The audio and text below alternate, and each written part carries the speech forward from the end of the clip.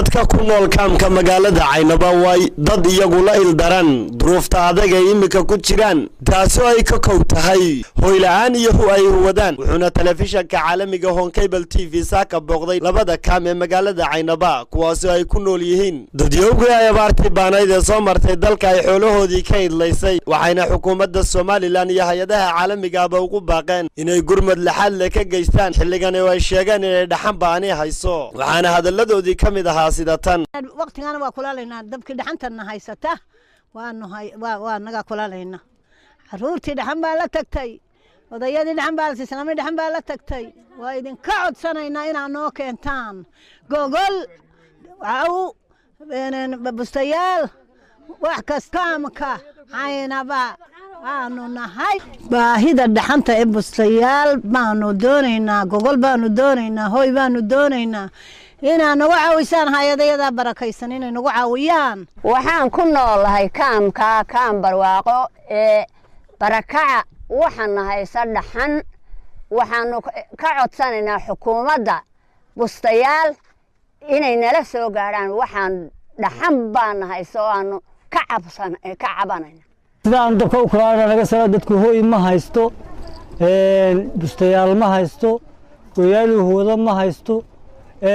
dhismo uu galo loo dhiso yaani waaweyn ma jiro in yar baraahuna dadka qaar loo dhiso dhaxanta ay kaga jiraan intii kale way muruxsan tahay baahiyaadka kale isaga laftiisu ilaahay baa koobi kara marka waxaan leenahay dawladda waa inay hoos noo eegto gobolka waa inay hoos aad iyo aad u eegto waa in si degdeg ah wax nolol soo gaaro dadkii dhaxan baa ka daleenahay bustayaal iyo gooyaal dhaxan baan haysa aw baahan ay qaxoontiga Caynaba barakacayaasha Caydoobay ee reer miyiga ee soo xirooday waxa weeyaan aad iyo aad ayaanu waxaan koori u dayacanahay cid kastana waanu leenahay agoomo yar yar oo sabiyaan oo xooloodii ka baxeen waxaanu leenahay dad caameeyaalo waxaan ku yiri dad curyaamo itaal daran oo Caydoobay oo barakacayaal aan waxba haysan waxaanu doonaynaa hay'adaha samafalka adduunweynaha iyo dawladayadu inay naga caawiyaan wixii baahiyaada oo naga daboolaan oo wax noo qabtaan maxay toy dhaxan baan haysa xilliga waa naga dabka kulaalayna waxaan ku dhaxan aad iyo aad u farbaday ilaa bishii 12aad ayaa soo dhacday oo na haysata hooyaanu kaga dhuumano ma haysano waxaan noo dhisan bacay yar iyo karaatoon yar waxa weeyaan waxaanu doonaynaa in hooy naloo dhisaa in bistayaal naloo iibiyo in wax naloo ka in nala caawiyo